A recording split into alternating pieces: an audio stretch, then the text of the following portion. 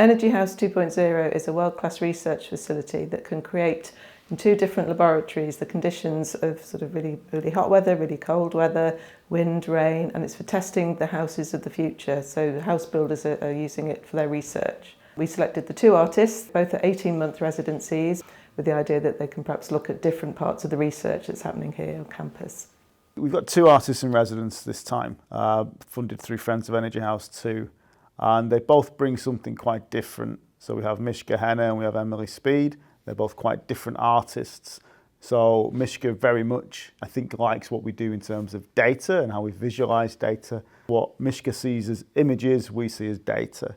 And then we have Emily, who's very much looking at the place of a house, what it means to people, how people feel in houses. So quite different, but they have some common goals as well. I'm mainly a visual artist. I mean, I work across all media, but mainly visual art, using usually material that already exists. So I kind of make new things out of the old, if you like. I was really interested in the project because it was an opportunity to really think about, over a long period of time, to think about and make work around our relationship to climate change, to planetary events, to everything that the Energy House kind of represents, really. There's been quite a few different sort of outcomes. So one was a performance at the Sounds from the Other City Music Festival, which happened on campus in the acoustics laboratories. That was a performance that I created called The Conductor. So my practice is primarily based in like sculpture and film with performance. I draw a lot as well, but I'm really interested in the relationship between people and architecture. So the body in buildings comes into most things I do in like lots of different media.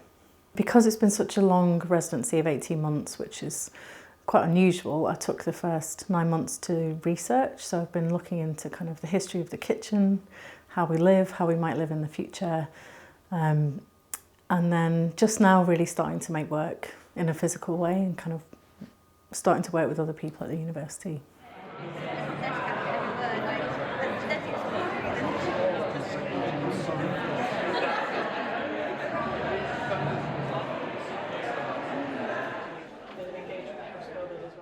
For this kind of one-night show in Energy House, it's really interesting setting because it's in the house, which is kind of show home and like testing sites. There's a lot of things, and it's a great place to try some ideas out. And there's been lots of work that I've been making over the last 18 months, and some of it will become more formalised, but there's kind of lots of small works, ceramics, fabric works, that it's been really fun to play with in this setting. So showing things that are kind of like a curtain in the lounge or a work on the bed, and things that are kind of maybe seemingly friendly or kind of useful, like hooks and coverings at first glance, but actually they're a little bit uncomfortable as well. There's a lot of fingers and it could be quite tender, but they could also be maybe a little bit oppressive as well. The work I make tends to be scaled to the body, so a lot of it wasn't difficult to kind of change for the house, but there's definitely some things which I've been thinking about in terms of a domestic setting. So the work on the landing, Good Girl, is kind of a finger with a pleated skirt, and I really like this idea of some people in a house taking up more space than others, and the work sort of taking up different amounts of space and having different presence in the house. So it's almost like they become characters or like a family that might live here as well. So for Castlefield, there's a couple of things that I'm making, and one of them is a really large-scale work of kind of coat hangings with like these huge floor plans. So they're kind of scaled to real houses, and it's quite a confrontation with the body in terms of how much space you might have to live in. And thinking about like the family unit or the non-traditional family unit and how we might need to live in the future. And then I've been really looking into the kitchen as well as a site, and kind of one that is very still based in the fitted kitchen of the 1920s, and how that also might need to change. So there'll be a bookwork about kitchens, a golden triangle, which is the sink, the oven and the fridge. And yeah, this kind of looking at the floor plan as a way of measuring space and how we live. One of the reasons why projects like Energy House exist is because our civilization is haunted really by climate change and by environmental damage and devastation that's been caused around the world by industries and by the actions of previous generations and so on. I was really interested in what it would be like to have a haunted energy house. And so the paintings, in a way, are these hauntings that sort of sit inside the house. The two energy houses are kind of quite generic Bellway, Barratt Home designs. They've been decorated in, you know, a kind of non-offensive way. And I think I wanted to sort of break that up a bit by having pictures that were much more kind of loaded and heavy and not light at all, quite dark. These kind of reminders of the outside world, because when you're in the energy house, you're quite sheltered, really. I mean, literally, not only are you in a house, but you're in a house in a warehouse. So the outside actually seems very far away.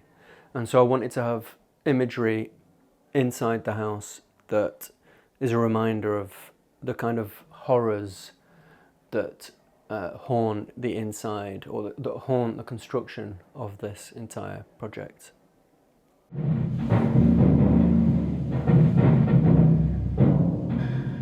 In the teenager's bedroom, there's a very loud drum track that plays, which is actually connected to live data of lightning strikes all around the world.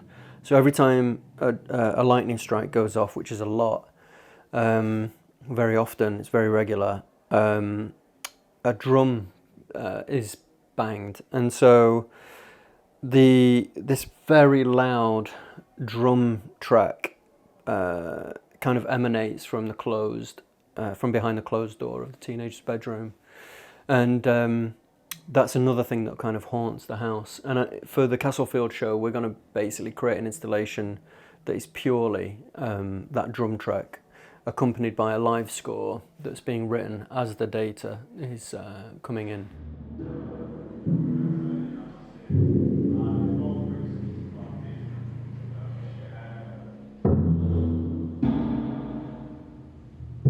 This is the conductor, a live score, which is a second iteration of a live performance that we did at Sounds from the Other City last year.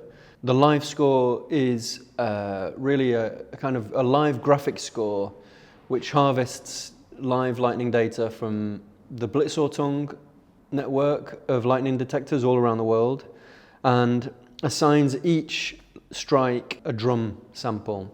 So there's timpani drums, orchestral bass drums, surdos, and as the viewer enters the space, they're confronted with this really huge screen that plays a live, perpetual graphic score.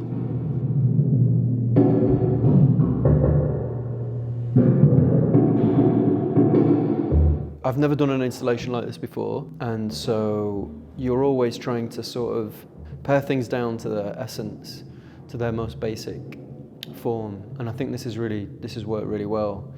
I'm really indebted to Joe Gibson, who helped me with the coding and the programming, and he really nailed it, I think. We found a really beautifully elegant way of translating this live kind of planetary data into something musical. And then the next step really was trying to figure out how to present it, and we've gone for a really minimalist, really simple presentation, and the space is filled with these really kind of quite visceral, deep rumblings of earth.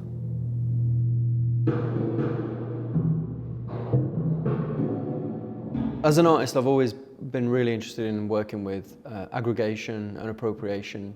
You know, we lived for, almost 20 years in a society that was kind of almost governed by search engines, and they changed completely the way we think about information and data. And I think that AI is really a kind of extension of that. Is that when you have so many billions and billions of images, the kind of logical next step really is to create technology that is able to interpret this massive amount of information. And that's one of the things I've been trying to do with the history paintings, is to take all of these images of wildfires, of catastrophe, natural disasters that we're flooded with every day, and to kind of imagine a new way to see them, which is a more historical way, really. So, you know, painters throughout history have depicted disasters, and it's really part of our DNA in how we look at the world. And I think that my versions are an attempt to continue that conversation, really. I think that the problem that artists and scientists and everyone really faces is how to see the world, right? How to capture it, how to see it anew, how to see things that were always there but we couldn't see until somebody showed us.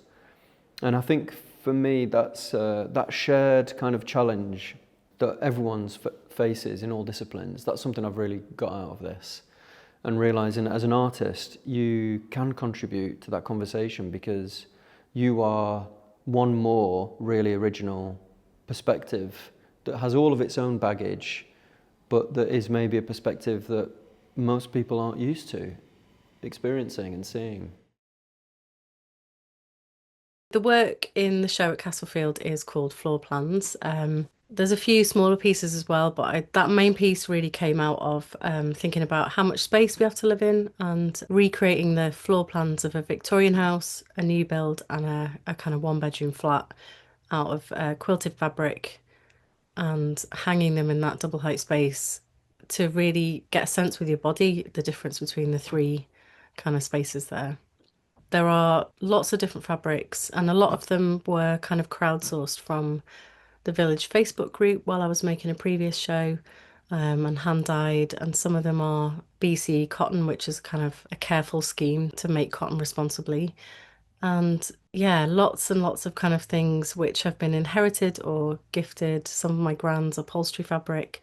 So yeah, it's a really nice collection of all kinds of things, that material. I wanted it to be fabric and I wanted it to be soft because it's kind of flaccid, and there is an idea of the quilt being quite comforting or like a place to take refuge maybe, but I also think quilts are quite disgusting. Or like fabric in the house is not always that kind of, it's not necessarily clean, it's kind of has a lot of trace of life in it. So I really like the quilt form for that reason. So the work really came out of thinking about how a lot of people are living in this country. I guess I want the visitor to like experience that space in relation to their body and to kind of have a very like architectonic experience of the work, because that is a totally different way of experiencing something than an idea or a drawing. You know, to feel it with your body and your eyes is really a different way of seeing a piece. So that's a kind of interesting prospect to me.